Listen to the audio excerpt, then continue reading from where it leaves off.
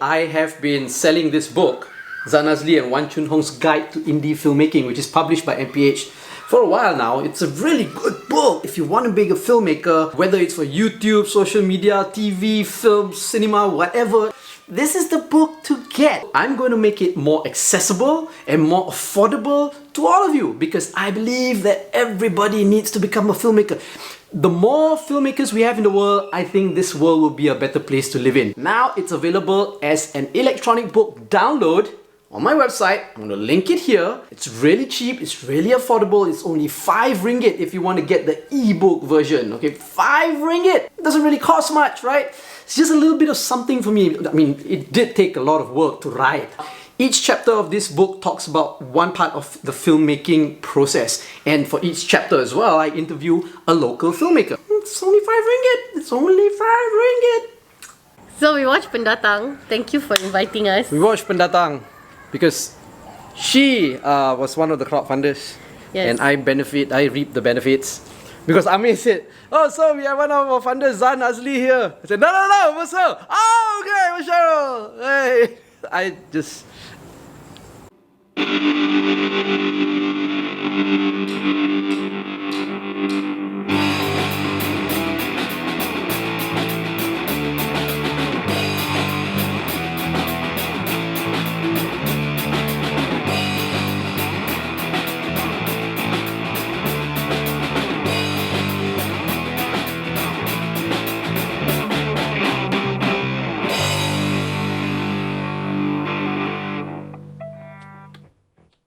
Okay, so Pendatang is a fully crowdfunded film. There were 600 crowdfunders in the end, including Cheryl Ibustawan, And Zan Azli. who's one of the lower tier crowdfunders because she got no money, but anyway. And it's a fully crowdfunded film that has been released on Kuman Pictures' YouTube channel.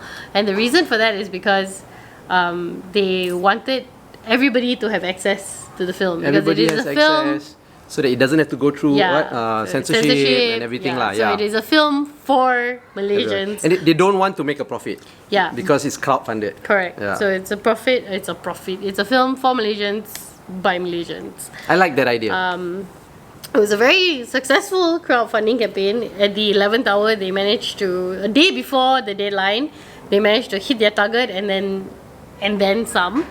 And then they made the film. And then before the release on YouTube, they had a few small private screenings. They also screened it at the Jogja International Film Festival. And and now it's out there. Yeah. Pendatang actually started when we had a script writing contest a few years ago. Was it 3-4 years ago? And one of the, we meaning Kuman Pictures, the production company, and we had over 100 entries and we had a short list of the best among them. And one of the short lists was Pendatang. We all liked it. We all really liked it, but we all thought a bit susah to make this. It will probably get into trouble with LPF. For those of you who don't know what LPF is, it stands for The Lucky Perempuan dan Film, which it was a joke in the 90s. Some of you were not born yet. So we sort of kept it. We just kept the script and thought, oh, it'd be nice if one day we can shoot it. But you can't shoot it in a conventional way and release it in a conventional way because we did not think it would get fully past the censorship board. And then early last year, we thought we should try crowdfunding because I know of several people around the region who have done crowdfunding for movies. Nobody really has done it in Malaysia. So my motto is, you don't have to be the best, you just have to be the first. And then people will remember you. So when Amir sent me the Pendatang script, I read it in one go and pretty much decided to do it. It being my first feature-length film. Simply because the premise, the plot, the characters, and it's so relatable to us, especially Malaysians, which I think growing up here, we always heard the term Pendatang being used in different contexts, and most of the time not in a good light. you are often like being called that term by politicians and all this and that. So actually, when I read the script, the title, I thought it was going to be something to that, something to do with that. But apparently, it turns out quite differently. So here, the Pendatang, the film is quite different from Pendatang, the term that were used usually by politicians. So I thought there was a very fresh take of the term, and it being action thriller genre.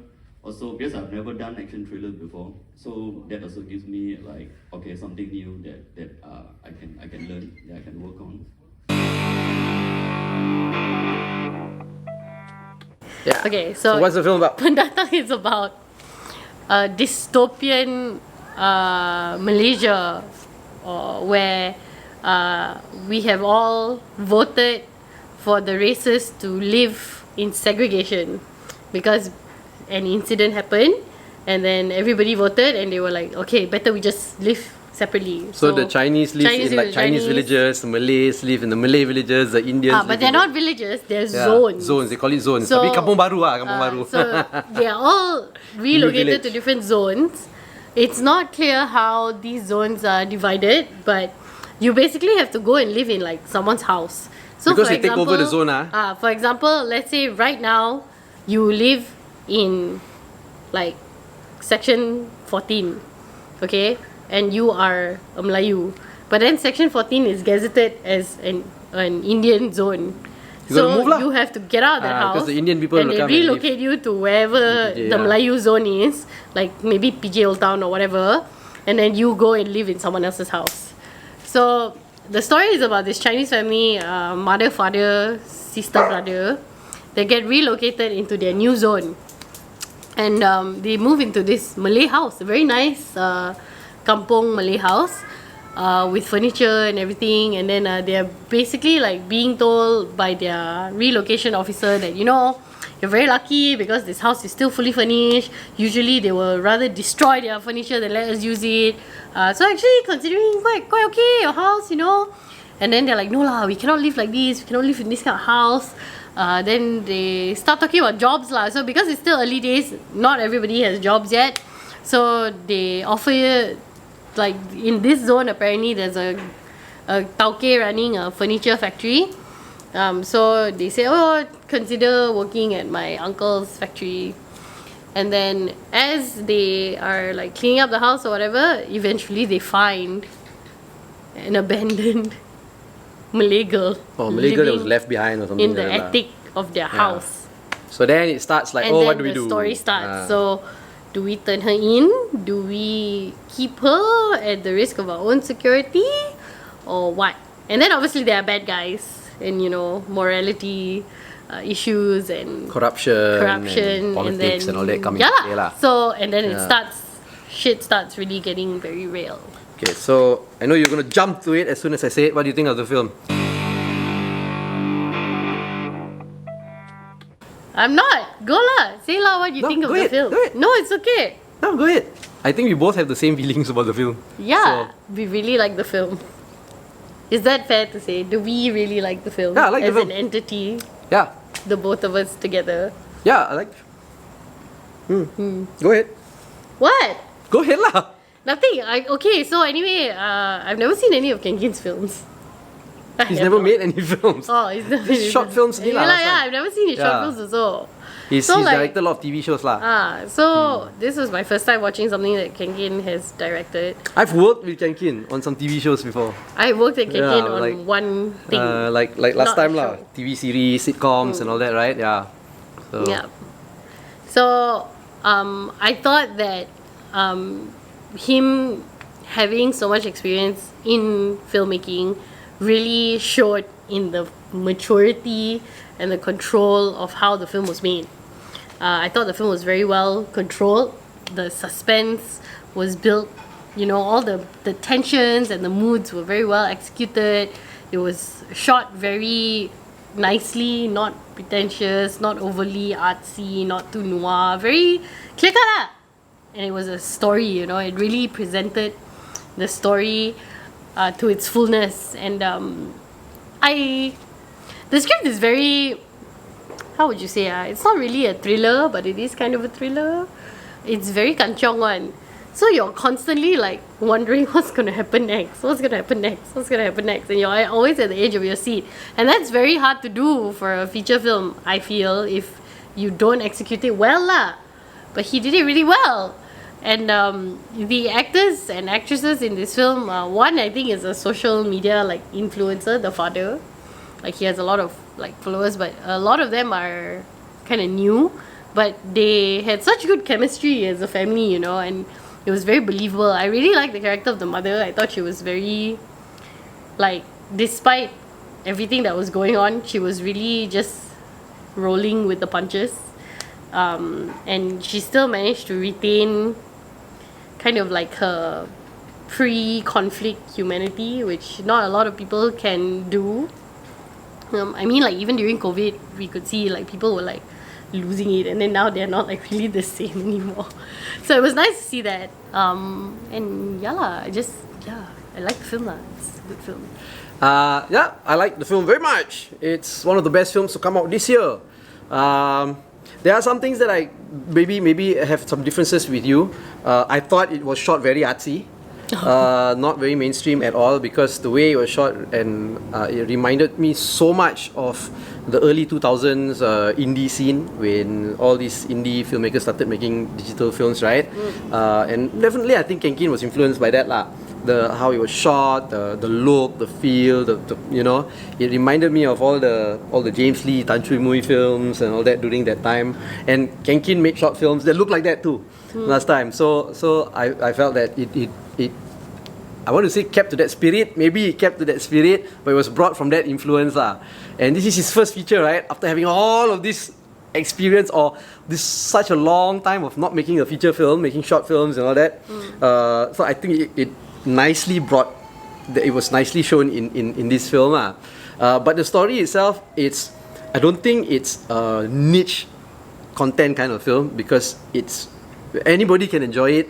The way it's told is very accessible, very nice. It's a horror film with no ghosts, no monsters, no jump scares. It's just such a scary film for me, because after watching the film, you start to think that, holy shit, this is something that's probably possible, and it can actually happen in Malaysia. You know, the racism, the extremism, the and everything is just like, oh my god, it's like we're in a path that could lead us down there lah. Yep. You know, so that was so scary for me. I was literally affected by it in my head after that. Until even today, like, if I start thinking about it, like, holy shit, it can actually happen, you know. And that is so scary.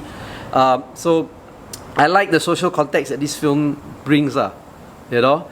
But it's not a preachy film where it's talking about politics or anything like that. Nothing like that. It just makes you think.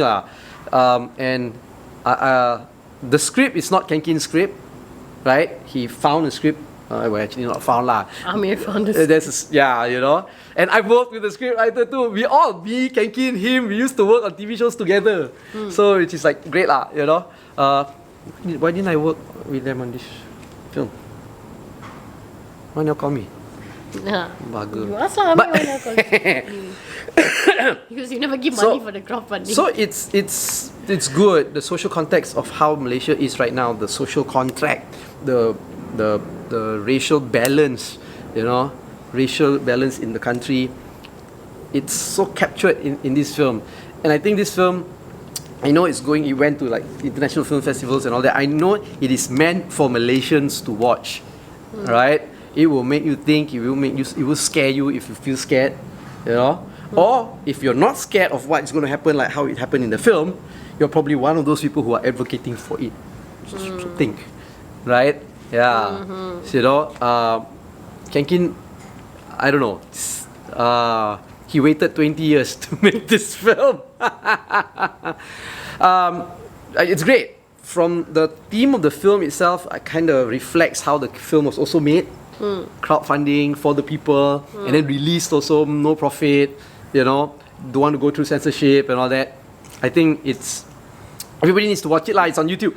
I'm going to give you the link. The link will be here. We will link it either in the video, up here, down there, everywhere that you like it, go watch it. Yeah, man, it's really good. Yeah, and if you don't want to really think so much into it as well, you can still find pleasure in the film. Well, yeah, It will pleasure. invoke something lah. Yeah, it will invoke something in you lah. in you. Yeah, we always talk about how good films have many layers and you can experience it from all the layers, right? This is one of those films lah. Yeah. So we're telling people to watch it. Yeah, On everybody should go and watch this film. Okay. Watch this film, share the film. Yes. I think. Seal a viral gun. This year has been actually quite good lah. As far It's been a good year for films. Malaysian films. Actually, this is going to be our last review for the year. You know, so I'm glad that this is going to be the last review because it kind of like encapsulates the positivity that I don't know I felt. Maybe you feel too this year. Yeah. It's like we didn't review as many films as we should have this year. But the ones that we But did the ones see that we did see were also were good. very good, yeah. I think we reviewed only like a dozen or slightly more than a dozen films that this year. like one a month or something. So we want to get into it more, but we've been a bit busy. But we want to get into it more next year. But out of that slightly more than a dozen that we've seen this year, I can safely say that at least 10 have been films that I feel very positive about. You know, so this has been a good year. Or maybe we were just lucky to miss all the bad ones.